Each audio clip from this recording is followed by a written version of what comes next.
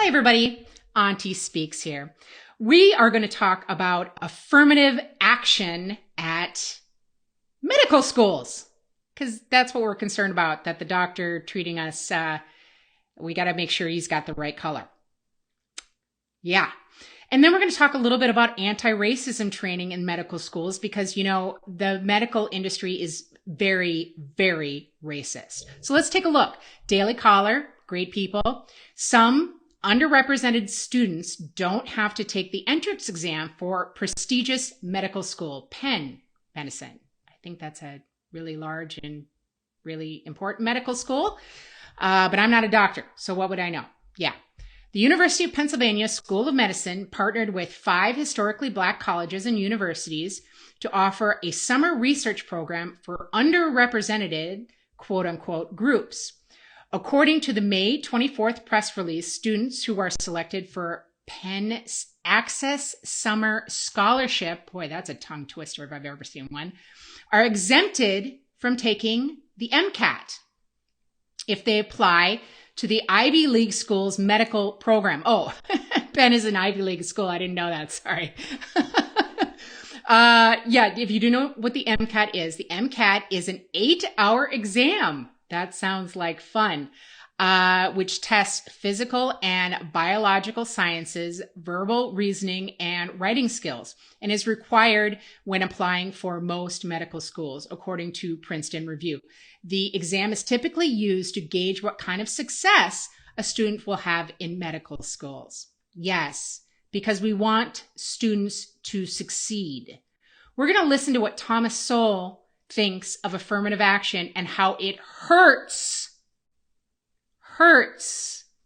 minority communities. Not helps, it hurts them.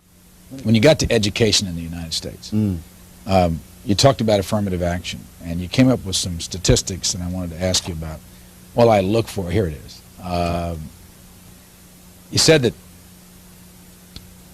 at the University of California at Berkeley, for example, where the entering freshman class has been described as, quote, wonderfully diverse, unquote, because the, quote, class closely reflects the actual ethnic distribution of California high school students. These are your words. More than 70% of black students fail to graduate. Yes. Why? Because they're mismatched with Berkeley. That is, these students, the average black student at Berkeley is above the national average on test scores. It's just that the average white student is further above the national average, and the average Asian student further above than the white students. And so in that atmosphere, these students who have every qualification to succeed are artificially turned into failures. And the only beneficiary of that is the University of California at Berkeley.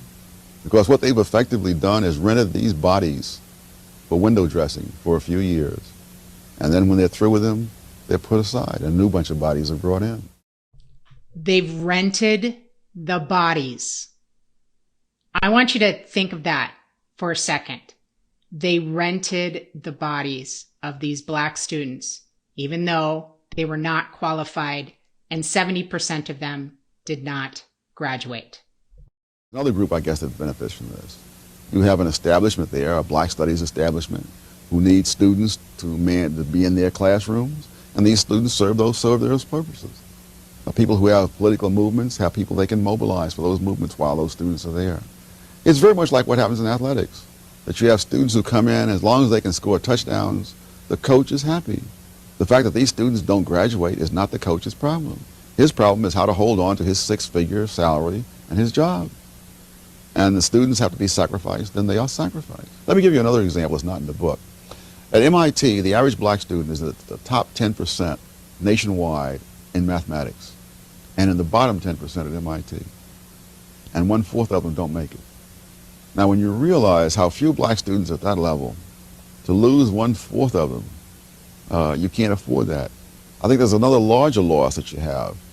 You have the kid who goes to a top-level school, and he wants to be a chemist or whatever. And now he gets there and he finds he cannot learn chemistry as it's taught at that school. Does not mean he can't learn chemistry. It means that if they have very high-pressure students, they can teach this stuff at a very fast rate, skipping on explanations, skipping over steps in the mathematics, and these students will all pick that up as they go along. He may find that he can't keep up with that. And so in order to survive, he switches into some easy subject, which may be some ethnic studies program or what have you. And so someone who could have gotten a first-rate education at a good college ends up getting a third-rate education at a top college, or ends up flunking out altogether. That's some deep stuff there, Dr. Soul. Yeah, he lays it on pretty thick. What is happening is we are mismatching students with schools. And we are doing it to feed the vanity of the school.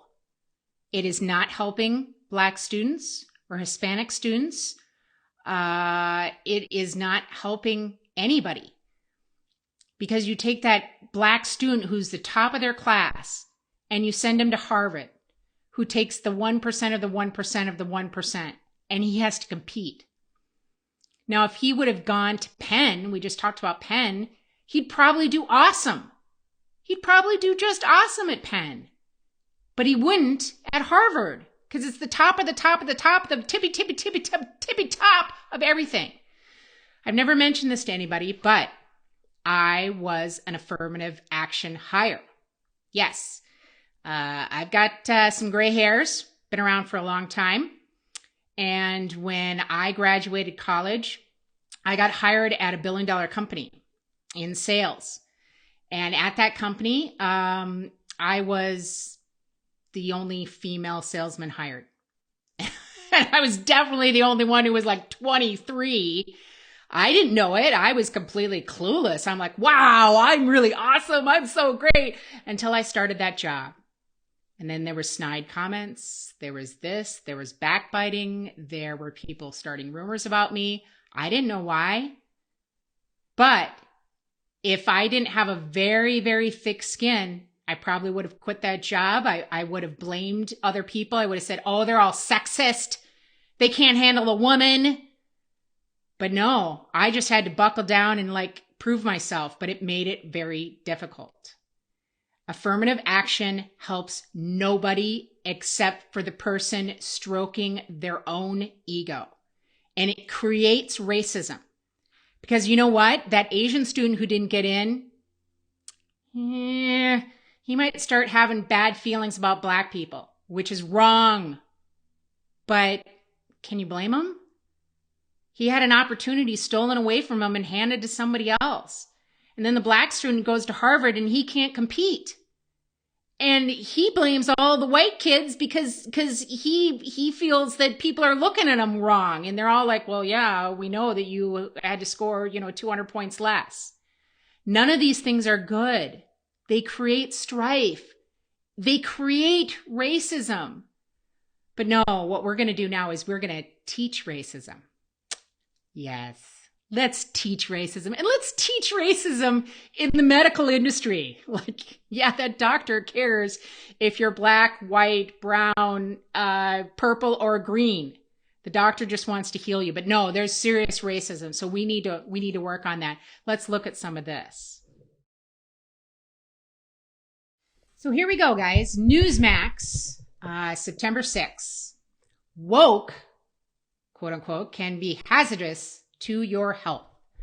The U.S. Department of Health and Human Services, yeah, we love those guys, don't we, has increased Medicare payments to doctors who demonstrate their commitment to anti-racism, quote unquote. That's so lovely.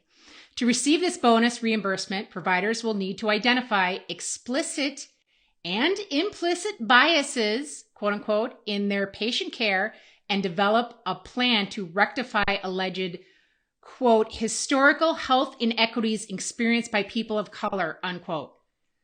So you have to find implicit biases and you have to show how you're going to fix it. So I guess innocent until proven guilty is not a thing anymore.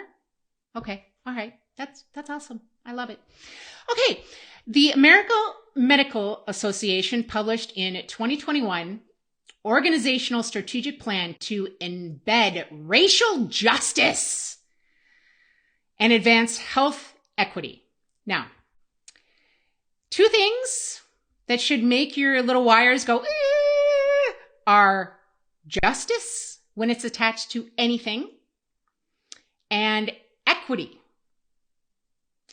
Because that's not what you think it means. Yeah. It doesn't mean equality. It does not. So whenever you see justice or equity, you pretty much know that they are pushing some racist stuff right there. Okay, here we go. Demanding that medical professionals dismantle white supremacy, racism, and other forms of oppression. Ignore existing knowledge and skill gaps between white and Asian medical students. There's a big skill gap between those two right there. On the one hand, and Blacks, Hispanics on the other. And embrace race-based preferences through the medical profession. The goal being to achieve just representation of Black, Indigenous, and Latinx people in medical schools, as well as leadership ranks, quote unquote. Beautiful.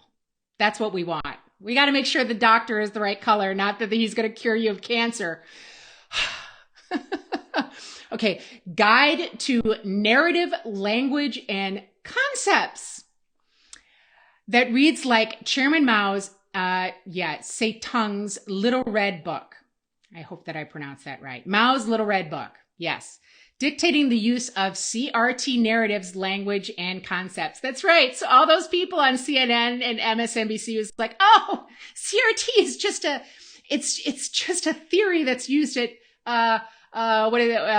law schools. Yeah, right. Mm-hmm. The 54-page document is filled with ideological charged recommendations to police language, rejecting words and concepts like mediocrity and individualism. What? Individualism is bad? Okay.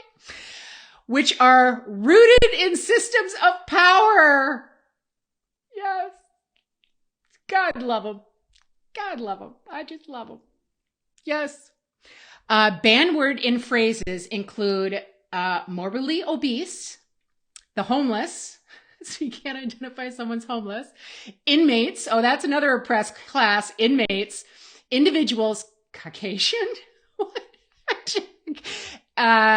equality, see what I mean? Equity and equality are not the same thing. Disadvantaged and targeted communities. This is very serious stuff right here.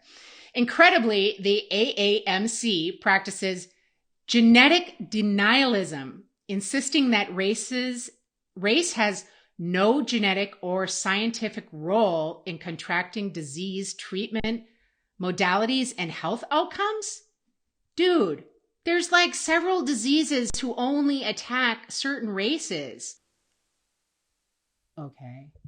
Whatever. So we're throwing science right out the window. Science is completely gone now. Okay. Many medical schools today no longer require the MCAT. Just showed you that because the MCAT is racist, so that they may ignore or hide the knowledge gap between accepted minority students and white and Asians. According to an analysis by Professor Mark Perry for the American Enterprise Institute based on a 2013 to 2016 GPA and MCAT data, Black and Hispanic students were significantly more likely to be admitted to medical schools at every level of achievement than their white and Asian peers. And we just heard from Dr. Soul that does not help them. If they go to Harvard Medical School instead of this medical school over here in, California, I think UCLA has a medical school. They'd probably be top of their class. But no, you placed them in Harvard Medical School because they didn't have to take the MCAT. I mean, that was Penn, but you get the idea. This does not help them. This hurts them.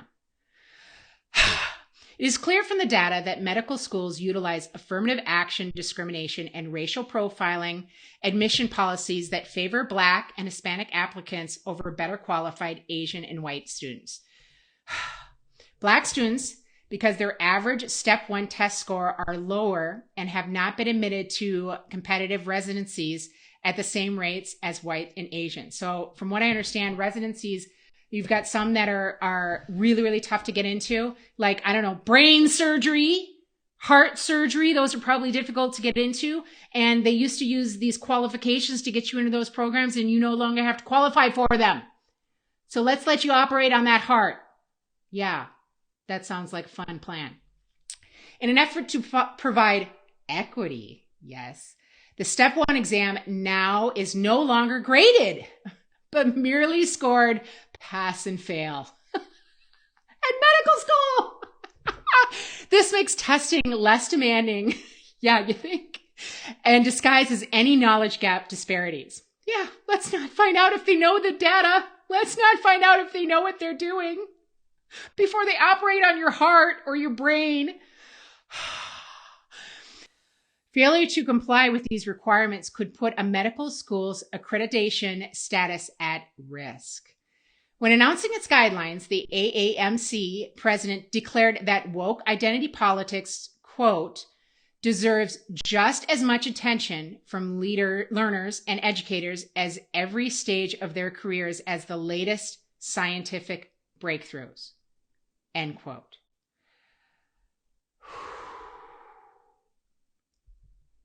Yeah. Okay, guys. That about wraps this up. I don't know if you think this is a good idea. I think this is a bad idea. My father had a famous phrase. He always said that doctors are only practicing medicine. They never get proficient, which is super funny. But now you can say that they don't even know science because they don't want to test and they don't want to make sure that they're passing. Yeah, this doesn't help anything. This doesn't help the students by placing them in a college that they're not ready for. It doesn't help the Black students because people feel that they are looking at them differently. And it doesn't help white students either. It doesn't help Asian students, especially because they don't get in. They have to score way higher than anybody else to get into those schools. And that's not fair to them either. Okay? So we need to stop all of this stuff.